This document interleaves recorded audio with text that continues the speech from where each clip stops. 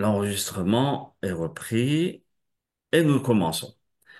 Alors, comme je vous ai dit tout au début, il y a un très grand tzaddik qui vivait à l'époque de la Shoah, qui a su remettre cette connaissance que le peuple d'Israël avait, qui étaient les codes de la Torah.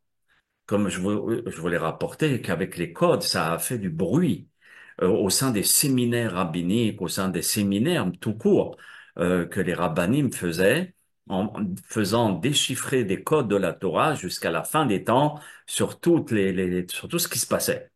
Parce que dans la Torah, tout est inscrit, mais il faut être fort pour pouvoir déduire le message. Alors, ce Rav, le tzaddik Rabbi Chaim Michal Doben Sendal, lui, a redéchiffré, aurait écrit un livre, du moins, il a écrit un livre dans les camps de concentration sur cette beauté des codes. Et il nous dit, regarde, quand tu fais le kiddush, on sait très bien quand on fait le kiddush que c'est un pacte entre le Ham Israël et Akadosh Baruch Hu. Et que dans Yom HaShishi, nous avons 6 lettres que j'ai mis en rouge ici. Vous voyez, le Yud, le Shin, le Resh, le Aleph et le Lamed. Et ces 6 lettres nous montrent qui est rentré en pacte avec Akadosh Baruch Hu. Eh ben, c'est ces lettres en rouge que vous voyez qui fait le mot Israël. Ça veut dire Israël est à l'intérieur même du Kiddush et de cette alliance pendant la récitation du Kiddush. C'est pour cela que c'est très beau de déchiffrer les codes de la Torah parce elle nous livre un message qu'on n'arrive pas à voir en premier bord, vous voyez. C'est rien qu'en essayant de déchiffrer, c'est tout un travail de déchiffrer les codes. Alors, il y a un deuxième exemple, c'est l'exemple du premier mot de la Torah. Le premier mot de la Torah qui est Bereshit. Bereshit, comme je vous ai dit, Rabbi Yaakov Abuchatzera, qui est un des grands maîtres de la Kabbalah, de la dynastie Abuchatzera, a écrit un livre sur les 613 mitzvot de la Torah et il les déduit toutes du mot Bereshit, vous voyez, de ces 6 lettres. C'est spectaculaire. Mais nous, on va pas étudier comme les 613 mitzvot, premièrement par manque de temps, mais aussi parfois c'est complexe. Mais c'est ce qu'il fait, vous voyez, parce que tout est insinué dans le premier mot de la Torah. Mais le Rabbi Yaakov va nous livrer un autre message qui est celui-ci. Vous voyez les lettres qui sont en bleu, le Bet, le Resh, le Yud et le Tav, qui veut dire le mot Brit. Vous voyez, Brit qui veut dire une alliance. C'est-à-dire, dès le départ, Hachem Itbarach a contracté une alliance Esh, de feu. Vous voyez les lettres en rouge, c'est Esh, de feu. Il a fait une alliance avec le feu. Et c'est quoi le feu? C'est la Torah. Avec cette Torah, autant elle peut nous réchauffer, ou chas shalom quand on l'utilise mal, elle peut nous brûler. Donc, chas shalom. C'est pour cela que le Brit Esh est insinué dans le premier mot de la Torah. Pareil, un deuxième exemple. Voyez, Brit Esh, voilà, comme je vous ai dit, une autre explication toujours par Brit Esh, par la force de la circoncision, ou Baruch Hashem, dans toutes les générations, au prix de nos vies même parfois, et souvent surtout en Russie, etc., il faisait la circoncision, et même quelqu'un qui n'est pas du tout dans la Torah, il est très très loin, il garde la circoncision, voyez, il la respecte, parce qu'elle fait partie du premier mot, et c'est le brit, l'alliance, une alliance de feu, qui est la circoncision. Et grâce à la circoncision, nos sages nous disent que Abraham Avinu est à l'entrée du paradis et aussi du Gehinam. Et il laisse pas rentrer une personne, hein, ça veut dire un Ben Israël, une autre personne, oui. Parce que par exemple, un Ben Noach n'a pas l'obligation de faire une circoncision.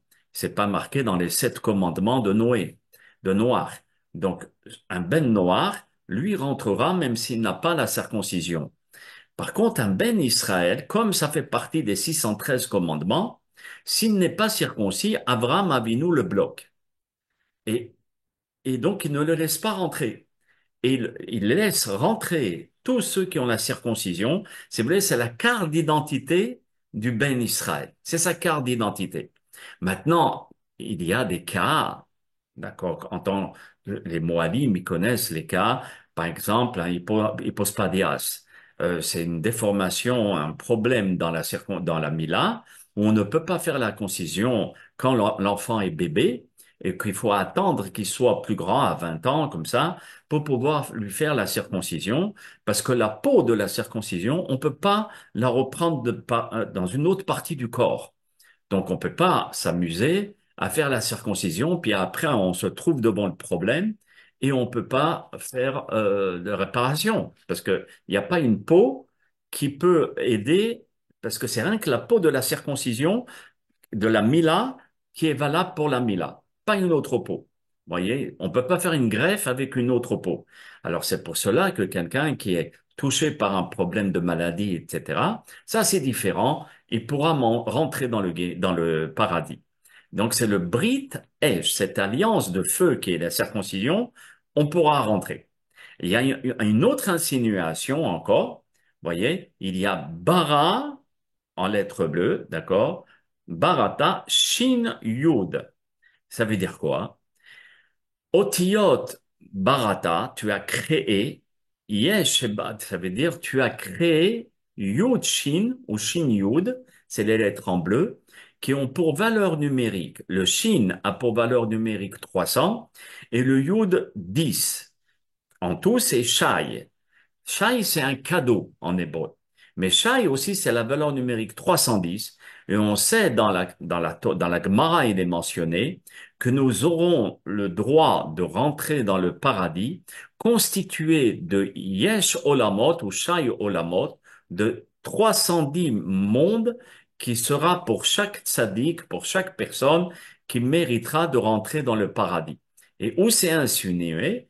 Et là, dans le mot Bereshit, Barata, Shai. Vous voyez, tu as créé déjà les 310 mondes pour le monde futur. Encore une dernière fois, dans Bereshit, vous voyez, nous avons euh, le Bet, le Yud et le Tav qui est en rouge. Et ici, nous avons le Rosh.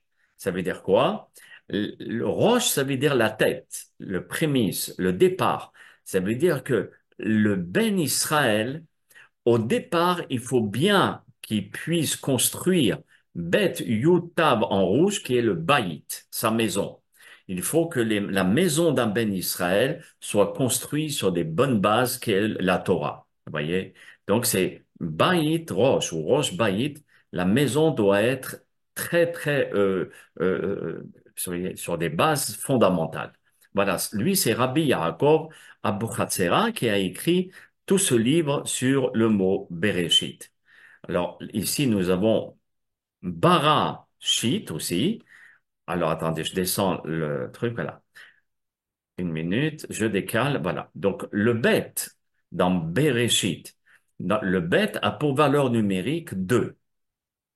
Le resh, 200. Le aleph, 1. Le shin, 300. Le yud, 10. Et le tav, 400. Alors en tout, nous avons la valeur numérique de 913. Eh ben, c'est exactement la valeur numérique de Bereshit, 900, ça veut dire Barashit. Il a créé l'agneau. C'est quoi l'agneau? C'est l'agneau de sacrifice d'Yitzhak pour ne pas que Abraham tue Yitzhak. Donc, il a créé déjà le shit, ça veut dire l'agneau. Mais aussi Bereshit en lui-même a pour valeur numérique 913. Et c'est quoi 913? Alors, quand on parcourt toute la Torah, je monte ici, voilà, eh ben, c'est exactement Batorah Yatzar. Batorah Yatzar, ça veut dire, il a créé le monde à partir de la Torah.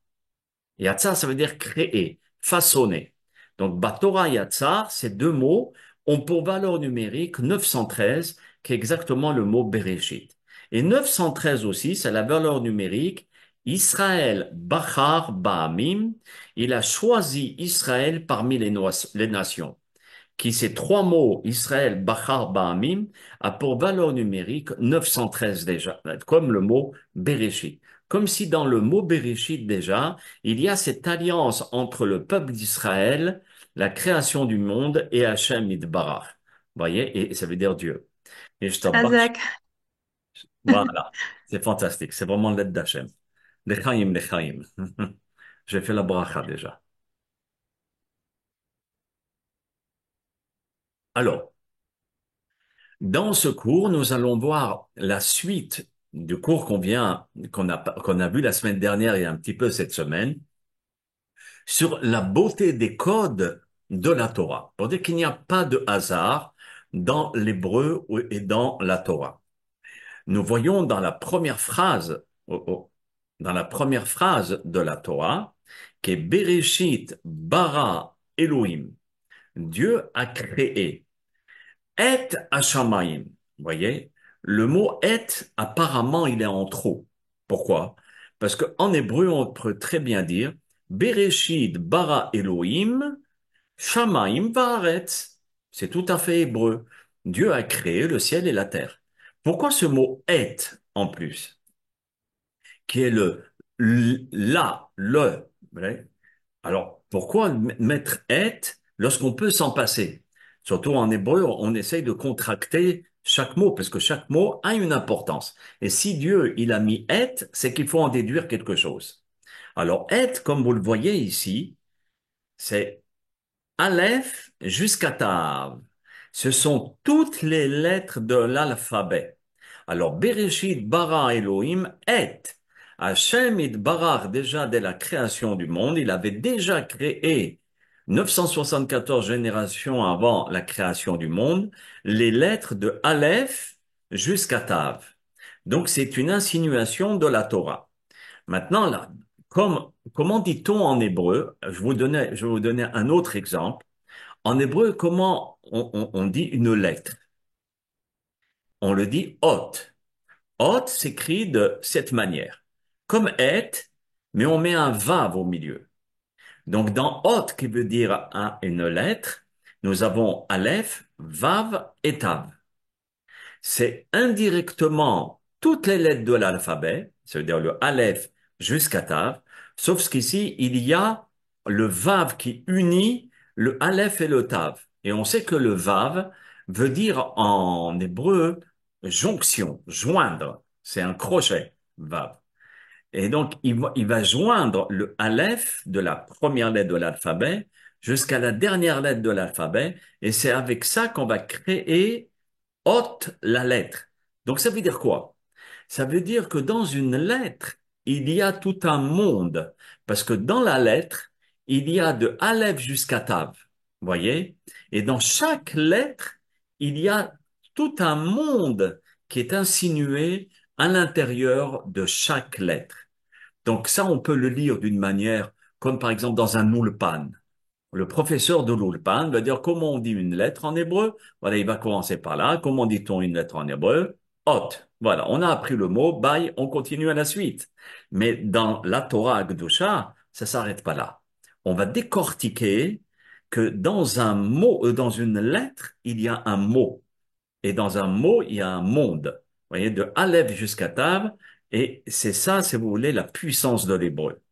Maintenant, aussi en hébreu, et ça, je pense que beaucoup d'entre vous, vous connaissez ce, ce cadeau que nos sages nous ont fait part. Alors, en hébreu, comment dit-on un homme? Ish, d'accord? Qui s'écrit de cette manière. Ish. Aleph, Yud et Shin. Regardez bien les lettres. Aleph, Yud et Shin. Maintenant, comment on dit une femme? C'est exactement les mêmes lettres, sauf que on a ajouté un he à la fin. Aleph, Shin, he. Vous remarquerez que dans ish, il y a exactement les mêmes lettres que isha. Voyez, ish, isha. À la différence que dans ish, nous avons en bleu la lettre yud. Et dans Isha, la lettre He. C'est pas pour rien, mes chers amis. Écoutez bien. Ish et Isha symbolisent l'union dans le couple. Lorsque il y a l'union dans le couple, qui est le Yud dans l'homme, pourquoi le Yud spécifiquement? Parce que Dieu a créé les mondes supérieurs avec la lettre Yud, et que c'est l'homme qui a la responsabilité d'amener sa femme et toute sa famille dans les mondes supérieurs après sa vie. Il amènera tout le monde dans le Olam Abba, dans le monde futur, qui a été créé par la lettre Yud, parce que c'est lui qui est responsable de faire toutes les mitzvot. La femme n'a pas la responsabilité comme l'homme. La femme a la responsabilité de certaines mitzvot, qui s'appellent les lois positives et aussi les lois des fêtes. Maintenant, la femme, pourquoi elle a un He qui est différent de Ish? Parce qu'Akadosh Baruch Hu a créé ce monde, c'est-à-dire le monde matériel, avec la lettre He. C'est pour ça que la femme elle a plus les pieds sur terre et qu'il faut plus l'écouter quand il s'agit d'acheter dans la maison un fauteuil blanc ou un fauteuil ou une télévision, Hajj Shalom, ou bien une table et de telle manière, ou bien ronde, ou bien ovale, c'est la femme qui va décider. Parce que elle est plus en rapport avec ce monde-là. Et donc, l'homme et la femme, les deux ensemble, ils composent par le yud du ish de l'homme et le he par isha, le nom de Dieu. Yud he, comme vous l'avez remarqué, le yud et le he sont les premières lettres de yud ke vav ke du nom d'Akadosh Baruch Hu, vous voyez? Et donc, le yud ke, c'est le nom d'Hachem, mais malheureusement, si ils ne font pas l'union et ils ne mettent pas la présence divine dans leur couple, et ils ne font pas ni la halachot nida, ni la halachot shabbat, ni rien du tout, et ils retirent ce nom-là, qui est le Yud-Ke, le nom de Dieu, malheureusement, il reste les lettres en rouge, qui est Aleph Shin, qui veut dire le Esh, le feu. Et c'est là où il y a des disputes dans le couple, parce que malheureusement, il n'y a pas la Torah qui va accompagner ce couple. Un couple doit être accompagné de spiritualité, pas seulement de matérialité. Voyez, se soucier du fin de mois et puis qu'est-ce que nous allons manger et puis les sorties que nous allons avoir, c'est important, mais ça doit être accompagné avec le Yudke, avec cette Torah, vous voyez. Et c'est pour cela que s'il y a l'union dans le couple, il n'y a pas de Esh, il y a Ish et Isha, parce que ne sont pas retirés, vous voyez. Comme Ish et Isha ici, ils gardent leurs lettres. Alors automatiquement, il y a seulement le nom de Dieu. Mais si Chas Shalom, on retire le nom de Dieu, on a seulement le Aleph Shin qui est Esh. Voyez. Ça, c'est un des exemples par rapport à l'homme et la femme. Pareil, un autre exemple concernant sur la beauté des lettres. Chaque vendredi soir, chaque fête, Pessah, Sukkot, Shavuot, Rosh Hashanah, et pour un mariage et pour une circoncision, nous célébrons le moment de la fête avec un kiddush, d'accord? Avec le kiddush, qui est du vin dans une coupe. Maintenant, vous allez me dire, mais pourquoi Hachamim ont décrété un kiddush dans les circonstances importantes du peuple juif, comme le Shabbat, les fêtes, etc., etc. On aurait bien pu réciter une phrase et puis Shalom en Israël, comme on le fait, on serait parti à la synagogue ou bien à la maison et puis on fait cette phrase. Hachamim vont nous livrer ici un secret très, très, très beau. C'est le Rabbi Yosef Haïm, où il nous dit, nos sages ont instauré de faire le kiddush sur un kos. Kos, ça s'écrit, c'est un verre. Ça s'écrit avec un kaf, un vav et un samer. Le kos, c'est le verre. Maintenant, lorsqu'on voit la valeur numérique de kos, le kaf, c'est 20. Le vav, c'est 6. Et samer, c'est 60.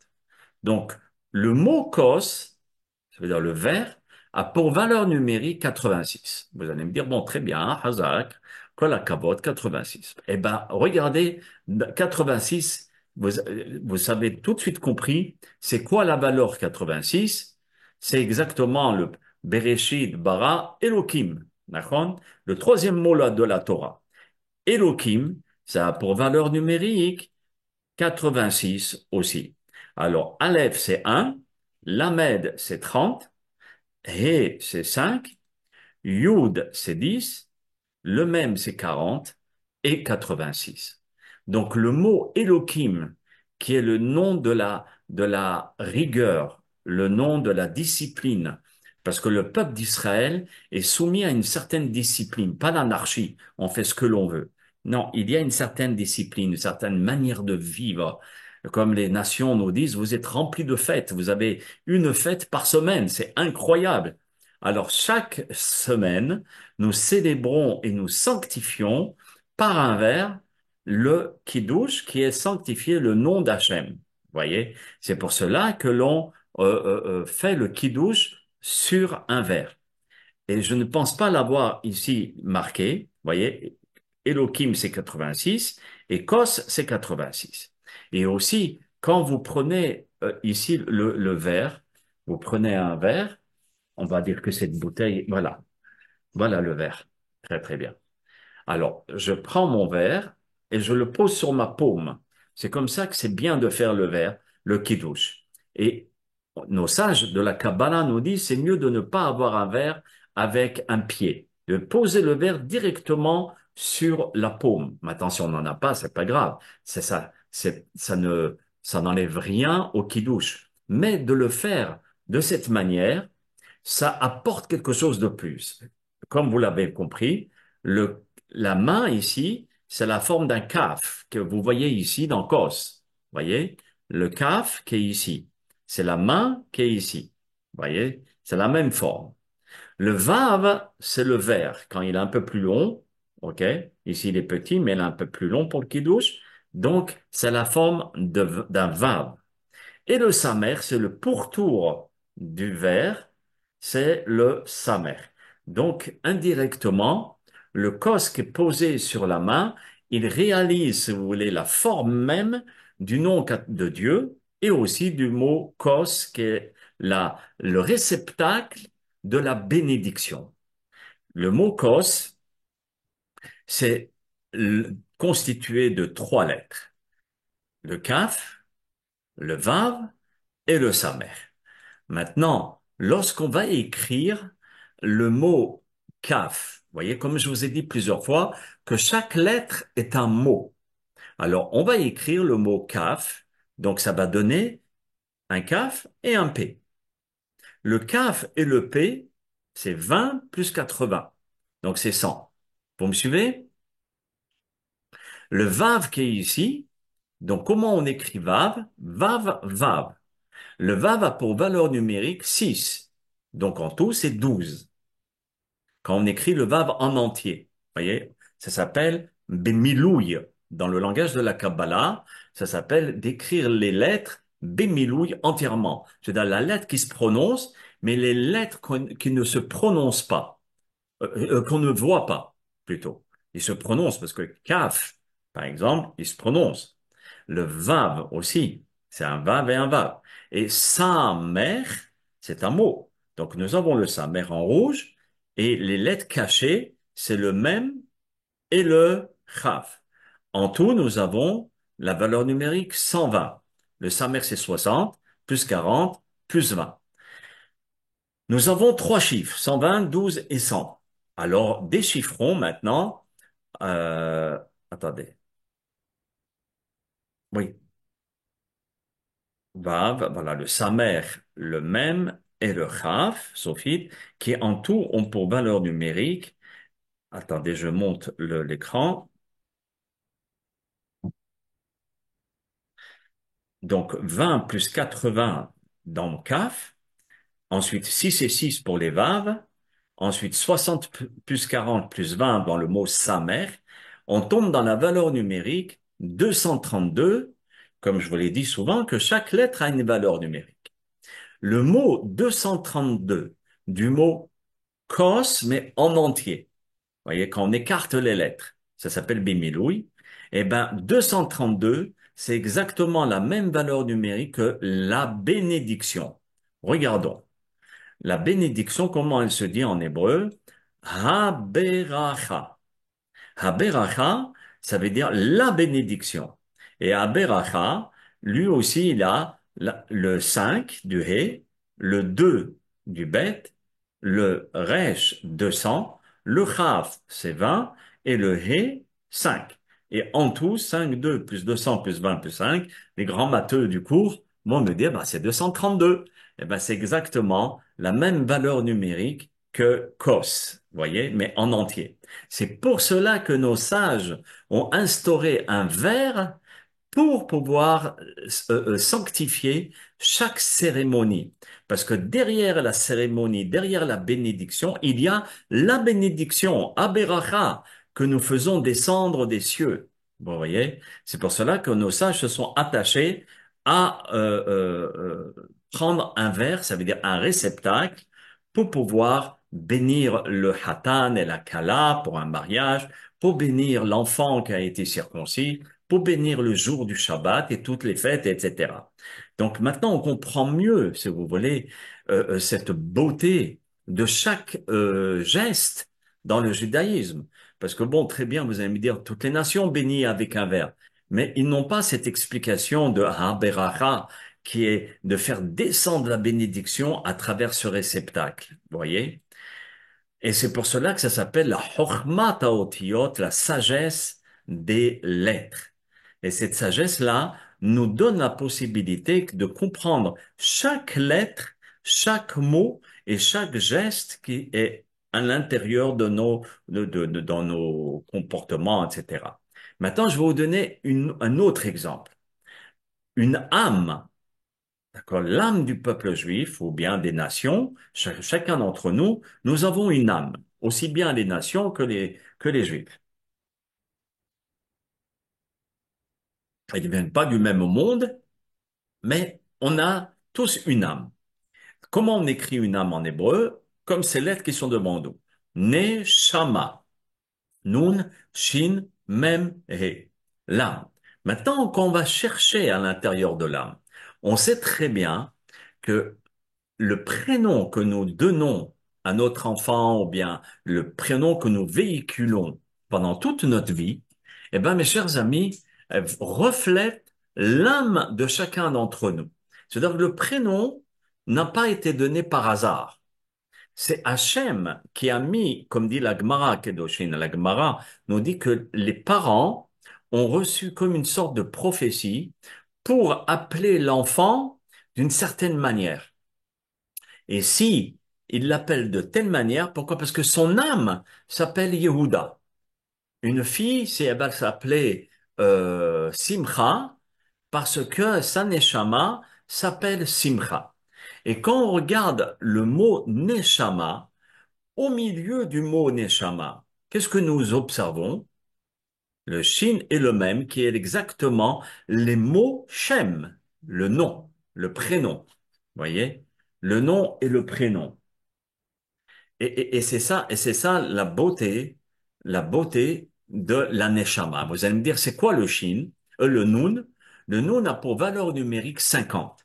Ce sont, la neshama, elle est capable de comprendre les 50 degrés de la compréhension de la Torah. Maintenant, on en comprend seulement 49. Quand on part de ce monde, on connecte avec notre neshama de là-haut et on comprend les 50 portes de la sagesse. Il y en a 50. Et le He qui est ici, c'est la lettre du nom de Dieu, comme on a dit dans la Gemara Shabbat, page 104, Kouf Dalet, vous vous rappelez, que les enfants ont dit, c'est quoi la lettre He? C'est la lettre de Dieu. Je veux dire, Dieu insuffle à l'intérieur la vie, par le Nun, qui est la compréhension des 50 portes de la connaissance, et à l'intérieur de cette Neshama, il y a le terme Shem, le prénom. Vous voyez, comme Neshama. Et cette Neshama qui descend depuis la conception, ça veut dire que dès que l'enfant a 40 jours, le chiffre 40, c'est pas pour rien aussi, parce que c'est au bout de 40 jours qu'il reçoit la Neshama, et il reçoit cette âme pour toute sa vie. Vous voyez, mais et il doit donner à manger à cette âme aussi bien sur cette planète que là-haut pour l'éternité. Alors on doit travailler dur, dur, hein. Vous voyez, et il y avait un rave, je peux pas donner un cours sans une histoire. Il y avait un rave qui s'appelait Rabbi Israël Salanter. C'était un géant de la Torah. Il vivait à peu près en 1800, 1750, comme ça.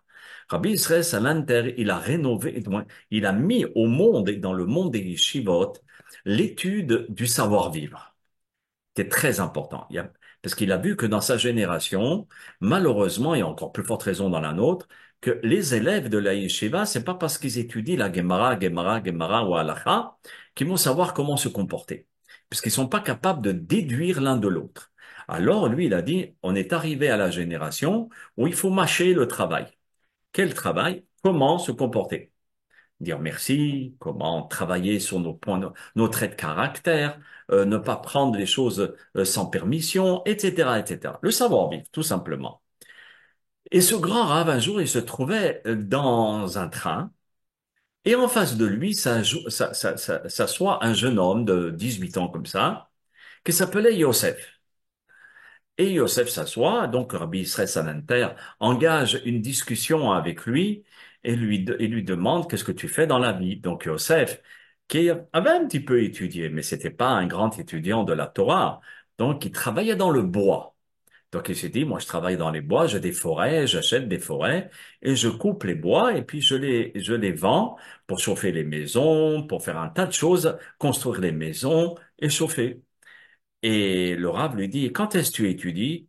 Alors le jeune, il dit, bon, le Shabbat, parce que je m'arrête de travailler, alors comme je suis très fatigué, je dors, mais j'essaie d'étudier une fois, 1 heure ou 2 heures. Alors le Rav lui dit une parole, boum, qui va remuer le jeune homme. Il lui dit, écoute, combien d'heures tu travailles pendant la journée? Alors l'enfant, l'élève, de moi, ce jeune homme lui dit, ah, il se vante pour dire, je travaille au moins 18 heures. Je travaille le jour, la nuit, etc. Et puis, il dit, très bien. Et combien de temps tu étudies? Il dit, malheureusement, 2, 3, 4 heures par semaine avec le Shabbat. Il lui dit, bon, sur Terre, qui est un monde limité, regarde combien de temps tu travailles pour manger. Si tu étudies, c'est quoi l'étude? L'étude de la Torah, c'est notre nourriture spirituelle de l'âme. Est-ce que ça va être pour 120 ans? Non, ça va être pour l'éternité.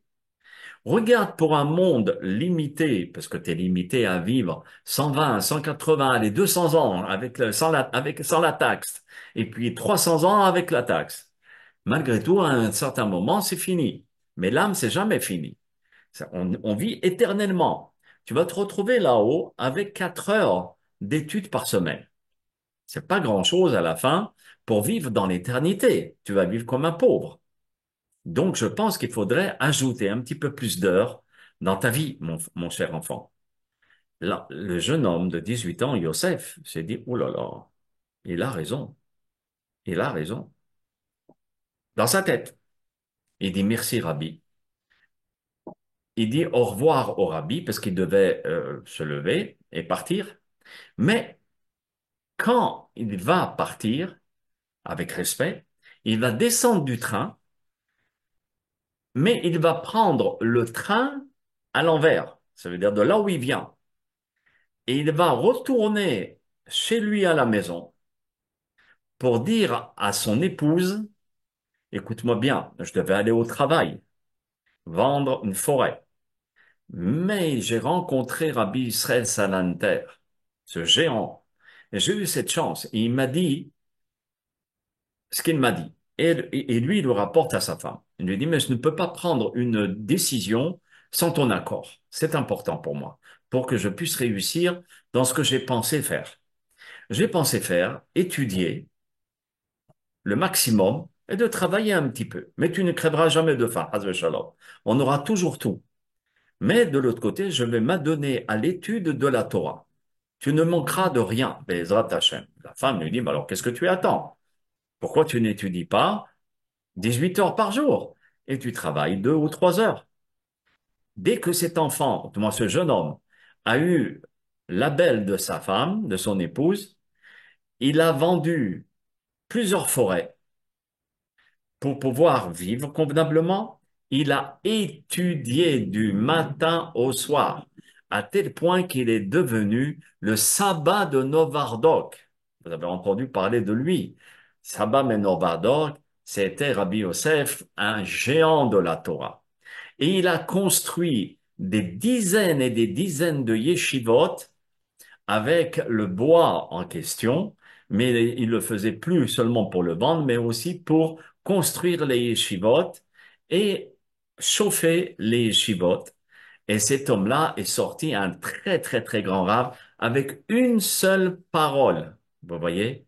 C'est cette neshama qui était à l'intérieur de lui et qui a vibré au moment où il le fallait. Et c'est ça la bénédiction, de demander à Hachem d'avoir un impact sur notre entourage, avoir un impact sur nous-mêmes quand nous allons dire une parole de Torah pour qu'elle puisse être opérationnelle, pour qu'elle ne puisse pas être dite et stérile, malheureusement, mais au contraire d'avoir un impact sur notre entourage de façon à ce que cette neshama va vivre avec de la Torah et avec un bagage incroyable comme le sabbat de Novardok. C'est pas beau cette histoire? C'est fantastique, hein?